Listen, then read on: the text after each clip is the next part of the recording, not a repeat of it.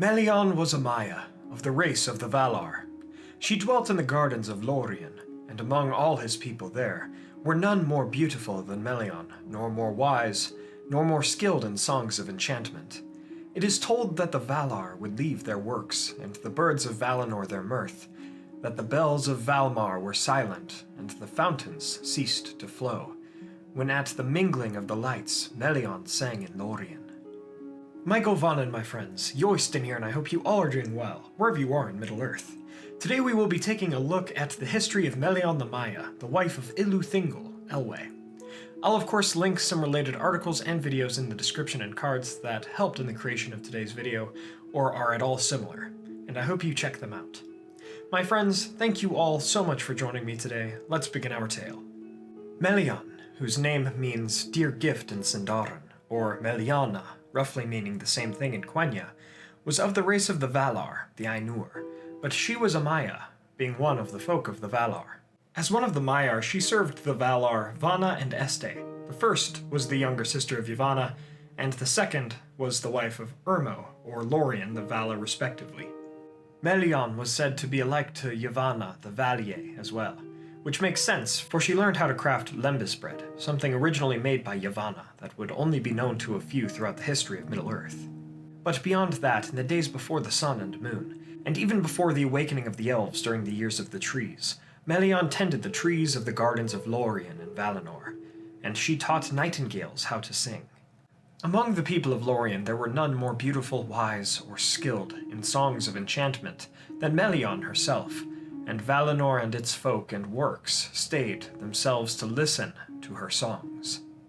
However, she loved the deep shadows of trees and forests, and so she often journeyed to Middle-earth across the sea to dwell amongst such things. At the time, the two trees of Valinor were the light sources of the world, except for the stars, of course, so the shadows were deeper there in Middle-earth. Near the time of the awakening of the Elves, in 1050 of the Years of the Trees, Melian brought her songs and nightingales to Middle-earth, and filled the silence of these hither shores with music. And so after the three ambassadors of the Elves visited Aman in the west, and returned to lead their people thither, Melian was in the woods of Beleriand, and Elwë, the ambassador of the Teleri, came, looking for Finwë his friend, but rather he heard the blessed music of the nightingales, and the voice of Melian herself. Thence he fell into a trance, forgetting his people and his duties to bring them west. Into the forest of Nan Elmoth he went, coming into a glade that was open to the stars where Melian was. He saw the light of Aman in her face, and though he loved the light of the two trees, having seen them before, in the face of Melian he saw what light of Valinor he would ever need. And so he was content, and neither spoke any word, but Elwë took her hand, and a spell was laid upon him. They stood together for long years, as the stars moved above them, and the Vanyar Noldor and some Teleri went west, and the trees of Nan Elmoth grew around them before they spoke any word to each other. And so Elwë and his queen Melian would return to those of the Teleri who remained in Middle-earth, and those people would become the Sindar, and Elwë became Ilúthingol. And though his power was great, having seen the light of the two trees, his power was made all the greater by his wife Melian, who never went back over the sea while their realm lasted. During their years together, Melian took on a form of one of the elder children of Ilúvatar. Though her power was far greater, she would take this appearance to look as one of her own people. Egladur, later named Doriath, Land of the Girdle, would be founded in Beleriand, and until the return of Melkor, thus named Morgoth, into the world of Middle-earth, their realm was safe, and Thingol and Melian ruled their people together in peace. Together they would have a daughter, Lúthien, whose beauty would be as a dawn in the spring, while Melian's beauty was of the noon. But there would come a time when Melian, whose foresight was great indeed, being one of the Maiar, knew that war was coming to Beleriand, and she warned her husband. Thingol then called for the delving and creation of Menegroth, the Thousand Caves, as their sanctuary within their realm, and in this creation they had the aid of the dwarves of the Blue Mountains.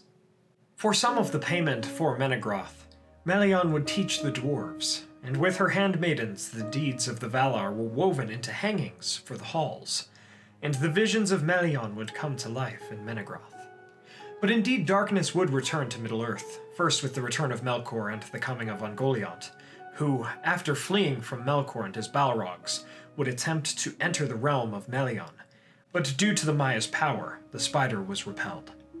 After the first battle of Beleriand, wherein the Elves of Thingol and other inhabitants of Beleriand fought against the servants of Morgoth who roamed Middle-earth, Melian created the Girdle of Melian, making Eglador Doriath, and evil was not allowed to enter their realm while the power of Melian lasted. However, there would be some such as Beren and Carcharoth, whose dooms were greater than her power, and they would be allowed entrance. She would eventually foretell the coming of Beren, the first man, into Doriath, knowing that his admittance would have to be allowed, but that was some years off. Throughout the years of the First Age, after the coming of the Sun and Moon, great would be Melian's power of counsel, for she could foretell much, being a Maia, but also had the wisdom to know and say what was necessary. She would be the mentor of the Lady Galadriel of the House of Finarfin, who lived for many years in Doriath, and she would teach her the art of lembas making. But she would also glean from Galadriel news of the first kinslaying, for the Noldor of Feanor had slain Teleri that were Thingol's kin. She came to know the heavy doom of Mandos, and the doom attached to the Silmarils, and she warned her husband Thingol about such things. Indeed, she would further counsel Thingol against wrath when Beren son of Barahir came into their realm and spoke to them of his love for Lúthien. Thingol would send Beren on the quest for the Silmaril, and Melian could foresee the great impact of this action.